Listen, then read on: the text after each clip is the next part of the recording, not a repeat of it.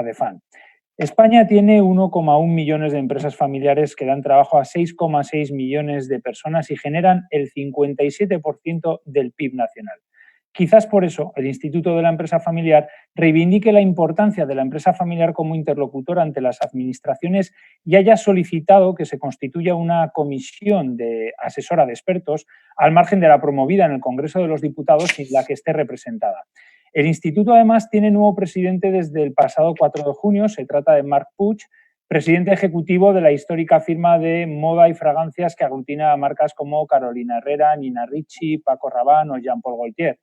Y será la circunstancia de que Pamplona asimismo será la sede del 23º Congreso Nacional de la Empresa Familiar, cuya celebración está prevista para los días 25, 26 y 27 de octubre. Con todos estos hitos y datos sobre la mesa, navarracapital.es consideraba clave profundizar en el diagnóstico y las propuestas que las empresas familiares ya han planteado para salir de esta crisis, en concreto en un informe que han elaborado en colaboración con el IES. De ahí que nuestro invitado de hoy sea precisamente el director general del Instituto de la Empresa Familiar, Juan Corona, que es doctor en Ciencias Económicas y Empresariales, analista financiero, asesor fiscal y auditor de cuentas, así como catedrático de Economía Aplicada y rector honorario de la Universidad Abad Oliba CEU. A lo largo de su carrera, Corona, a quien ya pueden trasladar sus preguntas a través de YouTube, Facebook y Twitter, como siempre, ha trabajado para el Banco Mundial, la Unión Europea, el Banco Interamericano de Desarrollo y gobiernos de numerosos países. Ha llevado a cabo su actividad docente e investigadora en 50 universidades españolas y 22 extranjeras de máximo nivel, como Harvard, la Sorbona o Heidelberg, entre muchas otras. Y es autor de 42 libros y más de 300 publicaciones difundidas en las más prestigiosas revistas técnicas y profesionales. Juan Corona, buenas tardes. Muchísimas gracias por estar hoy aquí en Capital Directo. Hola, muy buenas tardes y muchas gracias a vosotros por invitarme. Hace unos días, el Instituto solicitó formar una comisión asesora de expertos a nivel nacional en la que esté representada la empresa familiar y recuerdo haber leído que, según usted, dicha comisión debería elaborar en apenas 5 o 6 semanas una hoja de ruta para salir de la crisis. ¿Han recibido ya alguna respuesta de Moncloa y cree que la idea puede salir adelante? Bueno, pues yendo por partes. No hay respuesta todavía. Es cierto que el documento que enviamos era complejo, era prolijo, era largo, tenía una parte general y luego una parte mucho más detallada en la cual se analizaban los 16 principales sectores de la economía española, porque hay que tener claro que esta es una crisis asimétrica. Hay sectores que se han visto, comillas, beneficiados por la crisis, otros han sufrido algo, otros han sufrido mucho y otros, el sector turístico, por ejemplo, están literalmente a cero desde hace ya unos cuantos meses. Por lo tanto, pensamos que está bien que se analice a fondo el tema. Lo que sí que, contestando a la segunda pregunta, tenemos muy claro es que este es el camino a seguir y bueno, hago una analogía muy simple. O sea, cuando empezamos a tener ya constancia de la gravedad de la pandemia, pues llega un momento en que las decisiones relativas a medidas de seguridad, confinamiento, reorganización de los hospitales y demás, pues las adoptan pues, los especialistas médicos en la materia. Esperemos que no haya ningún tipo de rebrote y que realmente la crisis sanitaria se haya cerrado, pero la crisis económica ya ha empezado. Empezó en pleno confinamiento y para solventar la crisis económica pensamos que hay que hacer lo mismo. O sea, vamos a hablar con la gente que está acostumbrada y ha probado en la práctica su capacidad para generar actividad, generar empleo, generar exportaciones, generar producción y, en definitiva, esa era nuestra propuesta. Fíjese que es una propuesta un poco diferente de lo que solía ser habitual en este tipo de cuestiones, que eran comisiones de especialistas, digamos, del ámbito técnico, solamente, ¿no? Nosotros pensamos que, por supuesto, hay que contar con especialistas del ámbito técnico. Vamos a hablar de macroeconomía, de déficit, de deuda, de mercados financieros internacionales, etcétera, etcétera.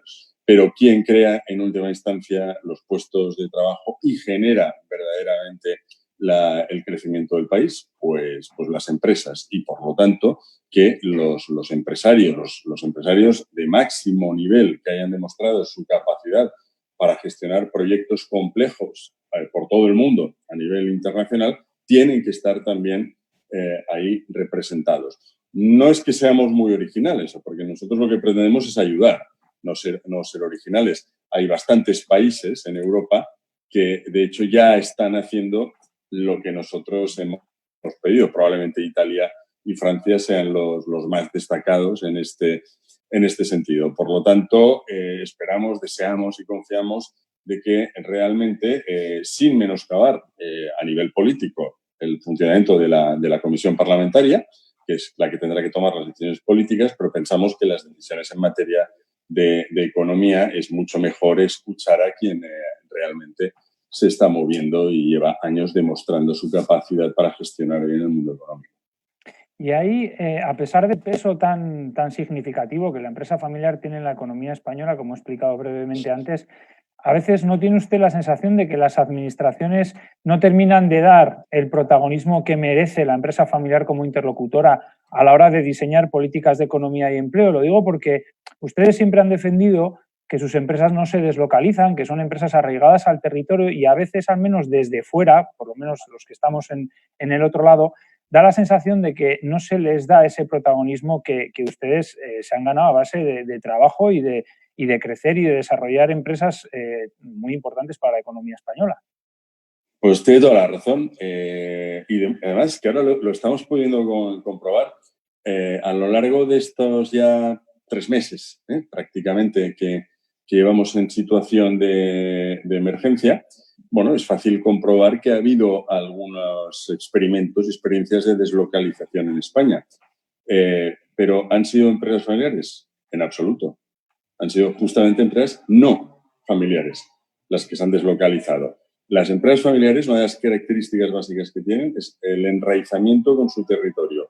Y, vamos, nada mejor que Navarra, para explicarlo. O sea, en Navarra el tejido de empresa familiar es absolutamente espectacular y la vinculación de las empresas a su tierra es muy importante. Y, por lo tanto, pues lamento tener que darle la razón en que, por los motivos que sea, esta es una realidad que es conocida por todo el mundo. Cuando voy hablando por toda España con la gente, todo el mundo me reconoce la importancia de la empresa familiar. Es cierto que era muy intuitiva, pero nosotros desarrollamos en el 2015 un estudio del que proceden las cifras que ha citado usted anteriormente, que demostraba con precisión cuál era el impacto de la empresa familiar en España. Entonces, parece curioso que tengamos este impacto que casi todo el mundo luego reconoce, salvo en el momento de llegar a la hora de la verdad y de diseñar, como ha indicado, políticas económicas que propicien no solamente su enraizamiento, sino su crecimiento. O sea, nosotros no pretendemos que las empresas familiares se limiten a subsistir en nuestro país. Queremos que crezcan, que sean grandes y que compitan con las de otros países, como hacen en esos otros países. Es algo que a mí, y mire que llevo años en este mundo, no deja de sorprenderme, porque nadie me niega la mayor. Todo el mundo acepta. Las empresas familiares son la columna vertebral de la economía española. Ahora bien, a partir de aquí ya parece que no hay que escucharlas. Y creo que ese es un gran error. Hay que escucharlas al máximo. Y ahí la llegada de Marc Puig a la presidencia en un momento tan convulso a nivel mundial, ¿hasta qué punto han definido ya más o menos qué retos, qué desafíos van a intentar abordar a corto y medio plazo en un momento tan único de la historia?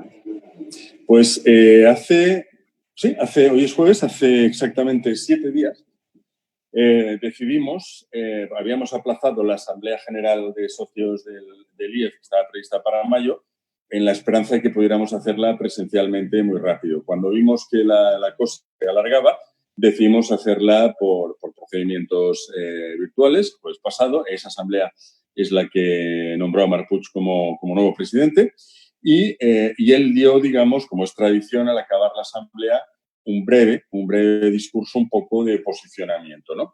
Y en ese breve discurso, al margen de otras cuestiones relevantes, por decirlo de forma muy resumida, se planteó 3 grandes objetivos. Uno a corto, o sea, ya, a corto, más que a corto diría que sea cortísimo. Otro a medio, digamos, a un par, 2, 3 años, y otro a largo plazo, ¿no? El de corto es bastante obvio, lo que estamos hablando al principio. España va a sufrir un impacto importante como consecuencia de la crisis. Los organismos internacionales, para que no se los acuse de dar datos interesados, ya están calculando el impacto sobre España, que probablemente va a ser el mayor o de los mayores de los países desarrollados del mundo en términos de disminución de Producto Interior Bruto. Ese es el primer objetivo, o sea, recuperación cuanto antes del empleo, la actividad económica y en la salvación de las empresas. Esto hay que hacerlo ya. Usted lo decía al principio, ¿no? En nuestra propuesta al Gobierno no hablábamos de estos famosos comités de expertos que reciben un encargo y 2 años después presentan un informe. No, esto no nos serviría de nada. Estamos hablando de 5 o 6 semanas. ¿Se puede hacer? Afirmativo, se puede hacer. Trabajando mucho con gente de calidad y que sepa, se puede hacer en ese plazo de tiempo. Entonces, este es el objetivo a muy corto, recalco. El objetivo a medio está muy vinculado con la filosofía de las empresas familiares y es fundamentalmente, digamos, reinventar el sistema. Se ha hablado mucho del funcionamiento del sistema en estos días, pero es cierto que esto no es ninguna novedad. Los que más o menos nos movemos en este mundo sabemos que hace ya varios años, en cualquier reunión de empresarios o de especialistas a nivel mundial, ya salía la idea de reinventar, se decía reinventar el capitalismo. En realidad, reinventar el capitalismo lo único que quiere decir es, y así lo han expresado en numerosas ocasiones nuestros presidentes, los presidentes del IEF, explicitar algo que una buena empresa familiar hace siempre, y es que su único objetivo no es el beneficio económico.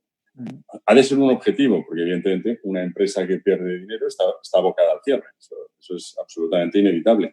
Pero no ha de ser el único. Hay muchos otros. Tratar bien a los stakeholders, tratar bien a los trabajadores, a los proveedores, a los clientes, por supuesto. Trabajar, comprometerse socialmente con el territorio en el que están implantadas y, en definitiva, ir hacia un sistema más humano que el que quizás durante las décadas de los años 60 y 70 y 80 del pasado siglo, pues sobre todo, ojo, no por culpa de las empresas familiares, sino de las grandes corporaciones financieras mundiales, daba la impresión de que el único objetivo era máximo beneficio, ¿no? Este sería el objetivo a medio, lo cual, insisto, va muy bien, porque, y lo puede usted comprobar fácilmente, nosotros llevamos 28 años diciendo esto, por escrito, y en declaraciones a medios. O sea, que eso es así. Y el de largo es, ya, si quiere, un poco más interno, pero muy importante. Se hizo mucho en la etapa inicial del instituto, se había dejado de hacer, pero yo creo que es bueno volver a hacerlo. Y es plantearse un tema muy importante, que es la continuidad de la empresa. O sea, las empresas familiares son empresas que están diseñadas para durar mucho en el tiempo, pero para esto es necesario realizar muy bien la transición generacional. Y esto tiene 2 partes. Una muy interna, que es explicar a la sociedad y compartir los casos de éxito, los ejemplos de transiciones bien hechas, que gracias a Dios hay muchísimos. Nosotros, particularmente entre nuestros socios, tenemos muchos casos de magníficas transiciones y, obviamente, también ayudar a diseñar un marco legal que facilite dicha transición. Si el marco legal entorpece la transición, pues por más voluntad y mejor diseño que hagamos, no se producirá. Son, por lo tanto, 3 objetivos realmente muy ambiciosos, pero es cierto que están acotados en el tiempo. Sabemos que este último requiere tiempo, que el segundo también requiere algún que otro año y el que no podemos esperar en absoluto es tomar medidas adecuadas para la reactivación económica ya. Pronto, además, podremos conocer un poco más todas esas nuevas líneas de acción, porque Pamplona será la sede del 23º Congreso Nacional de la Empresa Familiar previsto para los días 25, 26 y 27 de octubre. ¿En qué medida el COVID-19 va a hacer cambiar un poco el formato o la idea que ustedes tenían para ese congreso, Juan?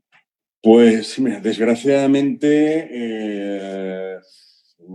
puede hacerlo cambiar mucho. Nosotros mantenemos en nuestra agenda la convocatoria, por supuesto la sede y la fecha, pero no ocultaré que tenemos una cierta preocupación por la normativa legal.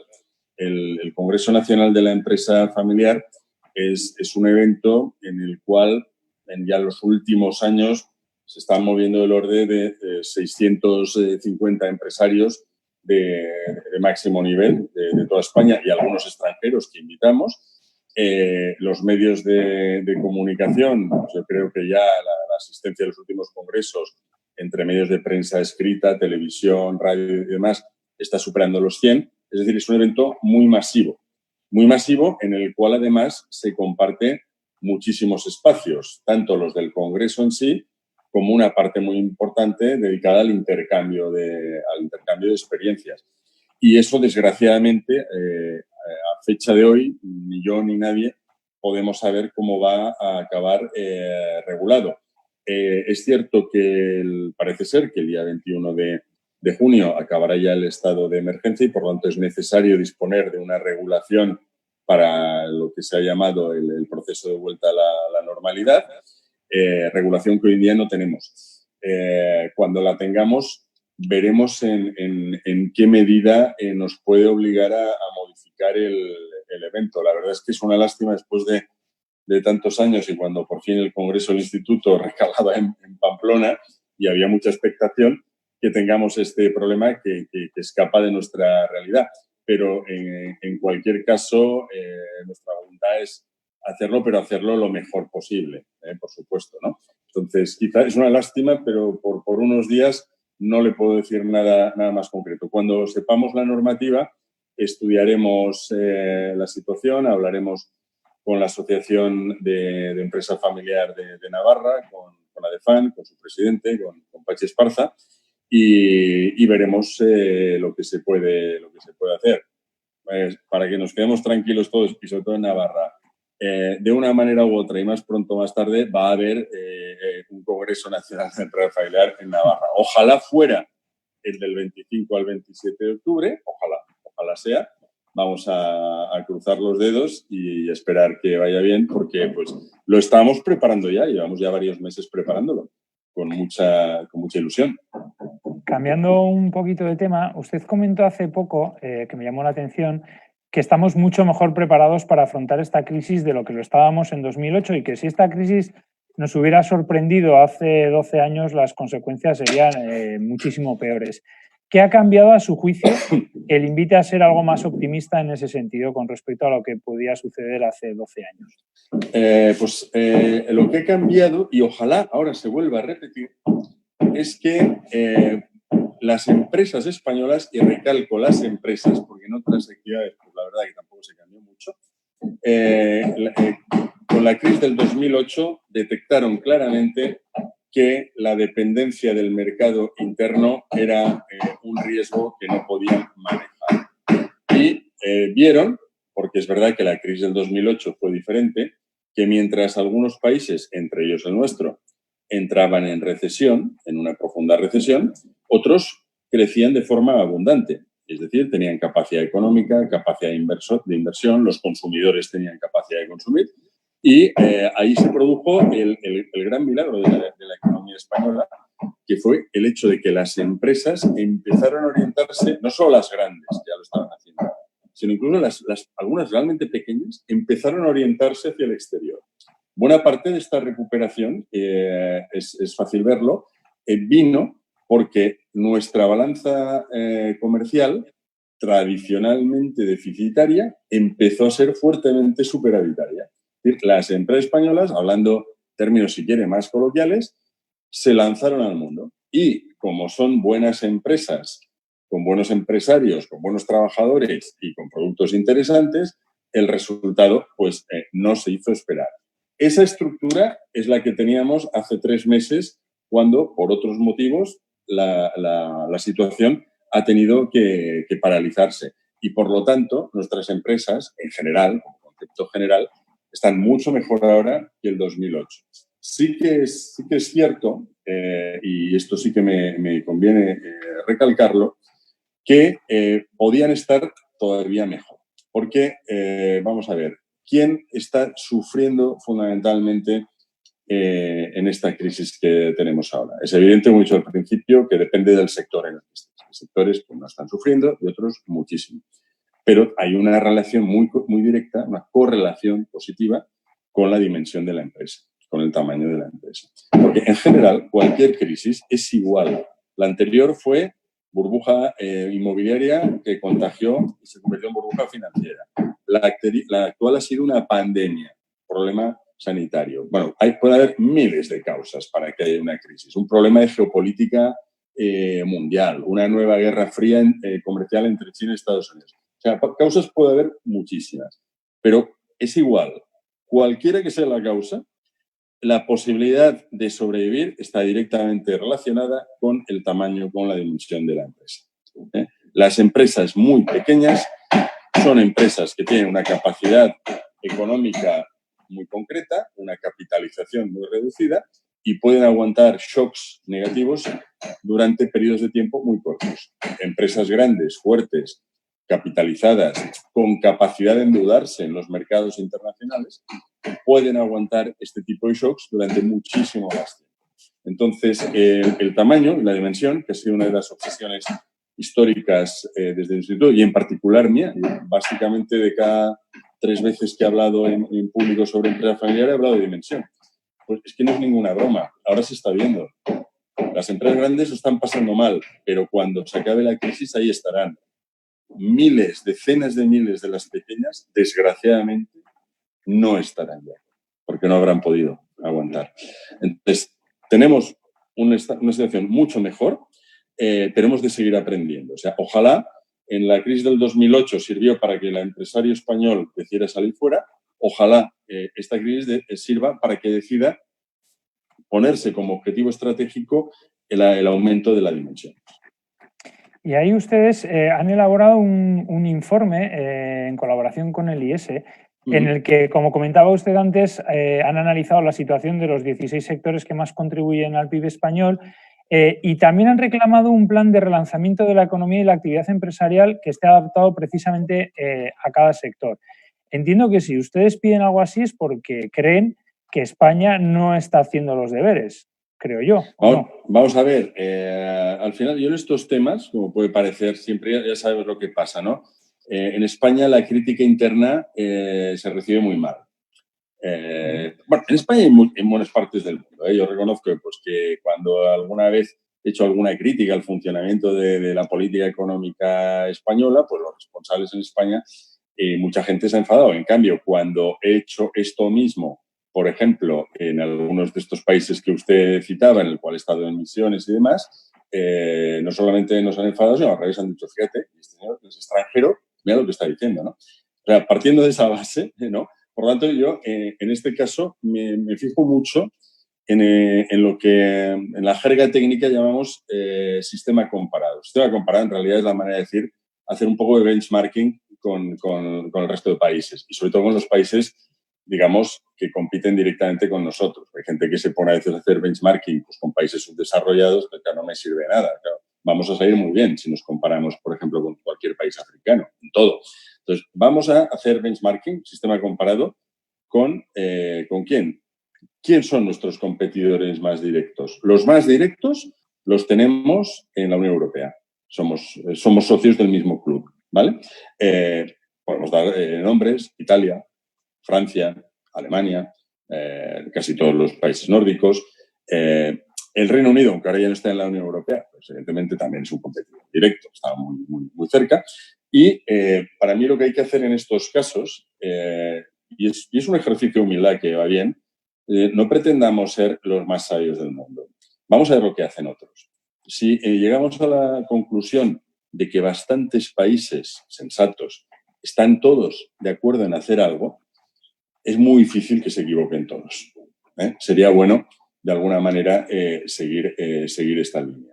En ese sentido, si analizamos, por ejemplo, lo que se ha hecho hasta ahora, en general, y doy la valoración de nuestros propios empresarios, pues medidas como la aplicación de ERTES, la facilitación de créditos a través del líquido y demás, pues son medidas que son correctas.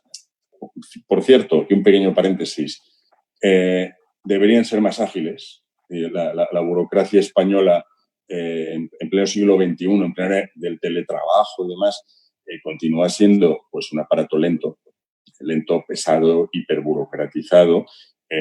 Todo el mundo, empresarios me llaman y me dicen, es que llevo semanas intentando esto, llevo meses, esto todavía no funciona porque el proceso no avanza. Bueno, esto hemos de cambiar, estamos en el siglo XXI. O sea, los procesos burocráticos han de ser rapidísimos, con todas las garantías, pero rápidos. ¿Qué sentido tiene lentificar medidas que son buenas? Pero luego hay algunas que todavía no se han tomado.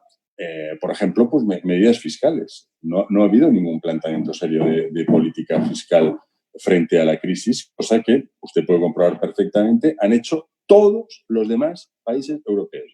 Igual hay alguno que no lo haya hecho, pero yo analicé el otro día una lista con 18 países europeos y todos lo habían hecho. Entonces, vamos a ver, se puede decir que esto hay que trabajar, pues muy bien, pero ¿por qué no se trabaja rápido? ¿Por qué no se trabaja rápido? Nosotros tenemos ideas al respecto y estamos dispuestos a debatirlas, a analizarlas y a proponerlas ante quien quiera. Entonces, es evidente que estamos funcionando muy lentamente y esto es lo que está, por un lado, poniendo muy nerviosos a los empresarios y, desgraciadamente, ya no pone nerviosos porque hay muchos que ya han tenido que echar el cierre.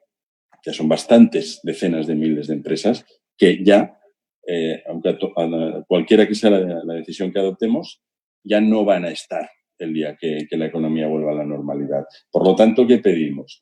Pedimos, primero, veamos lo que hacen los otros. Fijémonos, por ejemplo, en lo que hacen los países cuyo PIB va a sufrir menos por la crisis. Este es un planteamiento bastante simple, ¿no? Nosotros vamos a caer, según el Banco de España, que tiene un departamento de estudios fabuloso, pues depende de lo que pase, probablemente entre el 9,5 y 10 o el 14%. Va a caer el PIB español en el 2020. En Alemania se está calculando también por parte de los especialistas económicos del Bundesbank, pues igual un 2,2. Yo ante una situación de estas, lo que diría es, señores, vamos a ver qué hacen los alemanes para que cuando hay una gran crisis, porque lo mismo pasó en la de 2008, nosotros tardamos 5 años en salir, ellos en el cuarto trimestre ya habían salido. ¿Es suerte? No, no es suerte. Se ve que hacen las cosas bien. Pues vamos a hablar con ellos. Nosotros del instituto hemos traído especialistas alemanes a eventos nuestros, precisamente para que expliquen cómo hacen las cosas allí, ¿no? Entonces yo creo que hay que aprender de la gente que lo hace bien. Esto no es ningún desdoro, al revés, demuestra inteligencia, aprender de los mejores. Y segundo, hacerlo rápido, hacerlo ágil, porque esta es una crisis que, como no ha sido debida a un shock de oferta o de demanda inducido que se haya en un momento determinado del tiempo, sino debida al cierre de buena parte de la actividad económica, cada semana que pasa sin tomar las medidas adecuadas, empeora la situación. Es así de sencillo.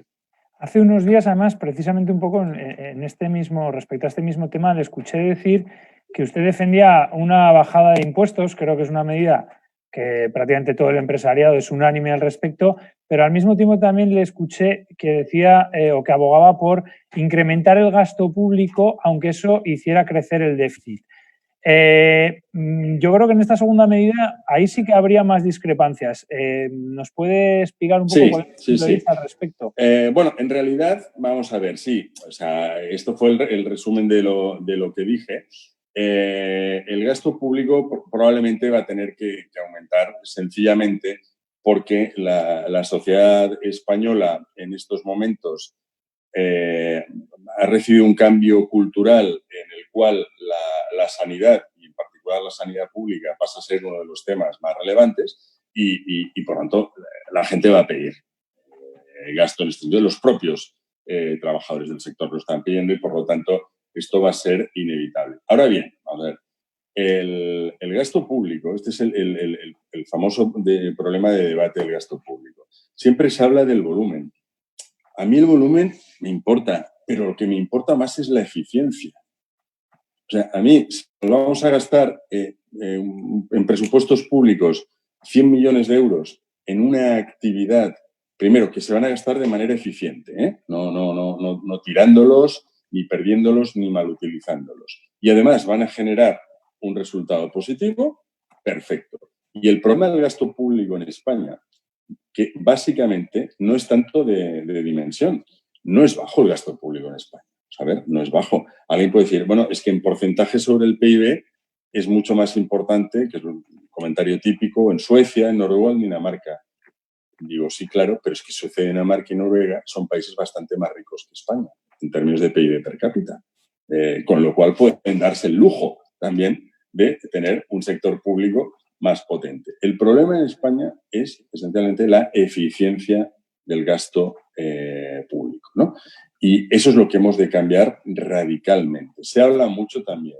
Yo desde hace igual 40 años he estado en reuniones en España, a las cuales venían pues, ministros, secretarios de Estado y tal, hablando de la eficiencia del gasto público. Y recalco lo de hablando, porque no se aprecia, evidentemente, que el gasto público español sea verdaderamente muy eficiente. Todo lo contrario. Por ejemplo, en la anterior crisis, la única partida que recibió un impacto brutal por parte de los presupuestos públicos fue la de inversión en I+D+I.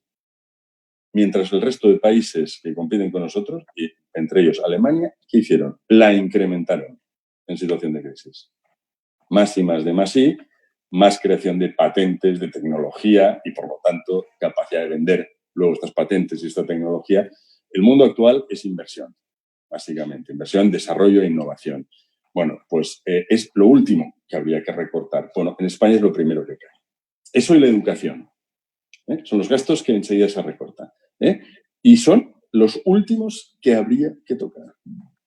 Y esto es algo que, como ya lo hemos dicho tantísimas veces, pues se puede volver a repetir. Lo que quería decir cuando hacía estas manifestaciones es que yo, que soy partidario de la ortodoxia fiscal y, por lo tanto, en condiciones normales,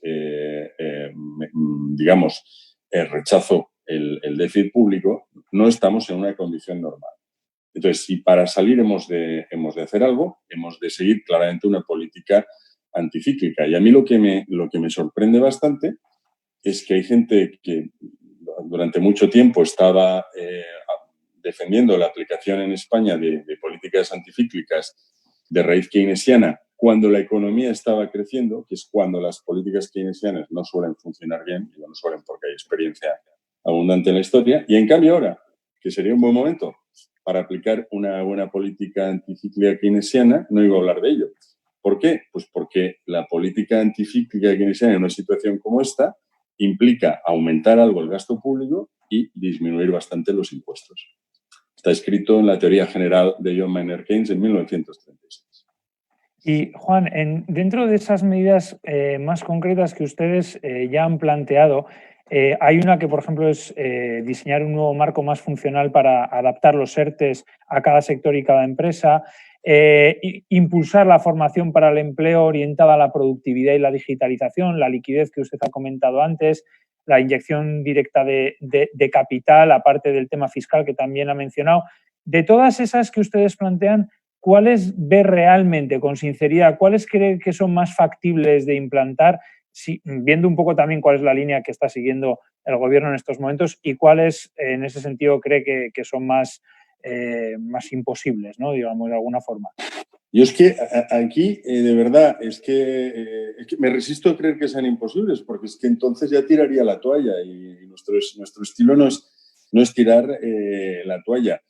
Vamos a ver, todo esto que proponemos puede parecer difícil, porque en la vida pues todo es difícil, ¿no? Hacer un buen plan de negocio es difícil, preparar una oposición es difícil, escribir un artículo en prensa es difícil, hacer un programa de televisión es difícil, las cosas son difíciles, si se quiere hacer bien son difíciles. Entonces a mí este argumento no me sirve de nada. Es que habría que cambiar, por ejemplo, los ERTEs. Hombre, claro, si hubiera que hacer uno para cada sector, esto es muy complicado además. Bueno, pues es complicado. ¿Y qué? Hagámoslo. hagámoslo. O es que podemos considerar que en estos momentos la situación del sector, por ejemplo, de la distribución, es la misma que la del sector turístico en España.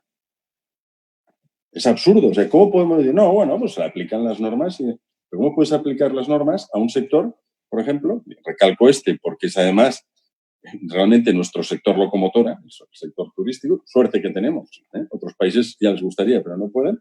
¿Cómo puedes tratar igual a este sector que otros cuando este sector lleva con el cierre total de su actividad desde hace 3 meses?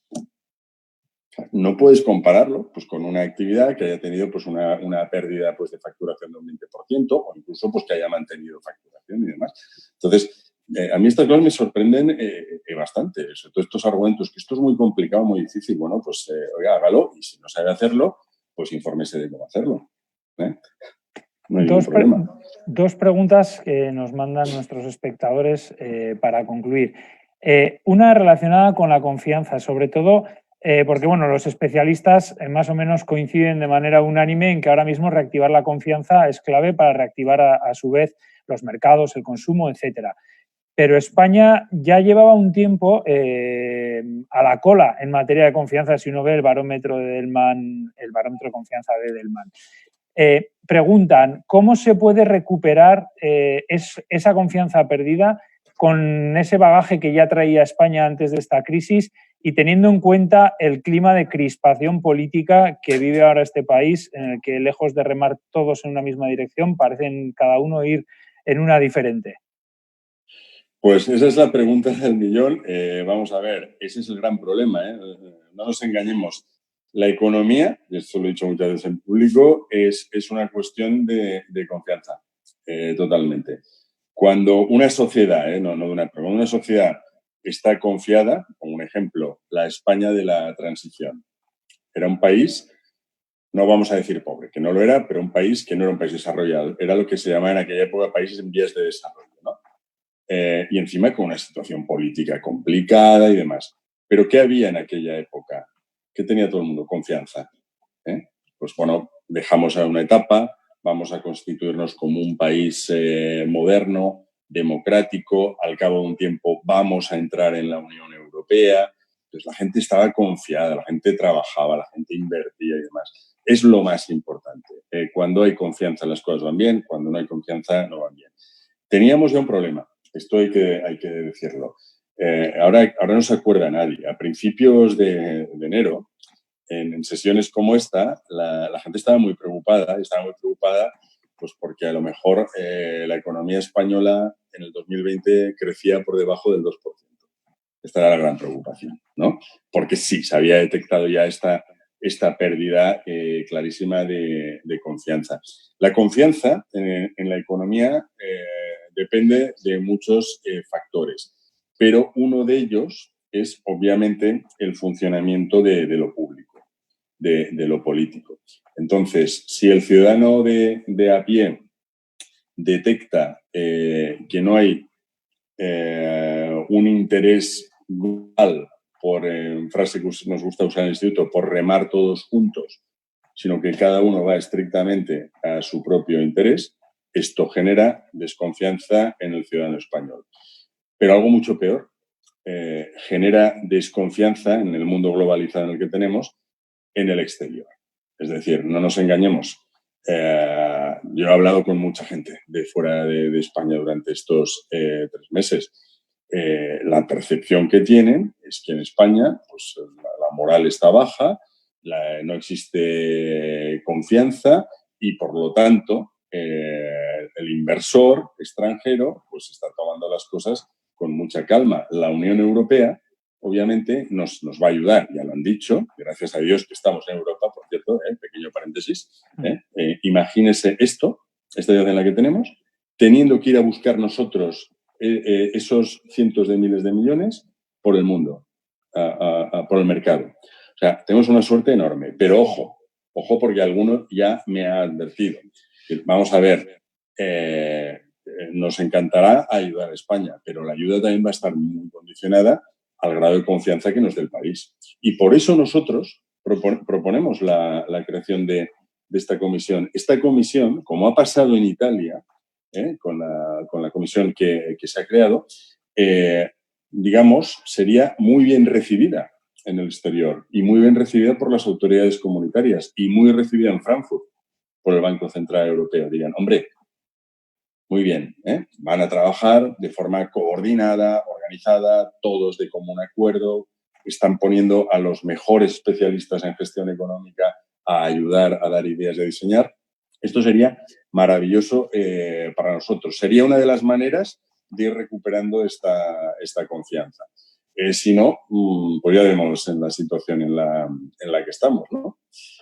O sea que ojalá sea como nosotros esperamos y todo el mundo pueda volver a tener confianza. También que no nos han ayudado nada, ¿no? A tenerla.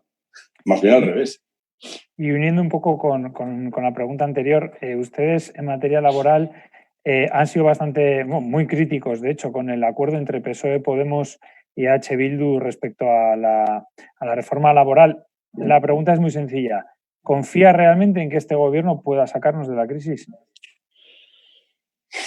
Es que debo confiar que el gobierno tiene la obligación de hacerlo. O sea, aquí no vale el tema ahora de empezar a hablar de que si unos y otros. O sea, cuando una persona está en el Consejo de Administración de una empresa, tiene la obligación de que la empresa vaya bien. Pues el Consejo de Administración de España es el gobierno español. El gobierno español tiene la obligación de hacer las cosas lo mejor posible. El tiempo obviamente va a poner al final siempre a todo el mundo en su lugar. Lo que sí es cierto con el tema de la reforma laboral, que evidentemente hicimos pública una nota, que para nosotros había dos puntos muy importantes, o tres. Primero, la reforma laboral, que por supuesto la que se hizo hace unos años, que es la que se quería derogar, no es perfecta porque no hay nada perfecto y de hecho si nos ponemos en una mesa a hablar, pues seguramente encontraremos maneras de mejorarla, eso por supuesto, pero no olvidemos que es una reforma laboral que ha permitido la creación de unos cuantos millones de puestos de trabajo en muy poco tiempo. Y, por lo tanto, antes de derogar algo que está funcionando bien, hay que pensárselo 3 veces. La segunda es que la reforma laboral resulta un elemento esencial en un país. De lo más importante que hay. Y en un país democrático como el nuestro, los agentes sociales siempre han estado directamente implicados en la negociación de la misma, particularmente la patronal y los sindicatos. No se puede hacer una reforma laboral, como decíamos en nuestra nota, y pocos días después nuestro presidente dijo en televisión, por un acuerdo entre partidos políticos sin hablar ni con patronal ni con sindicatos. La reforma laboral afecta a empresarios y a trabajadores y se hace sin hablar con empresarios y con trabajadores. No parece muy lógico, ¿no?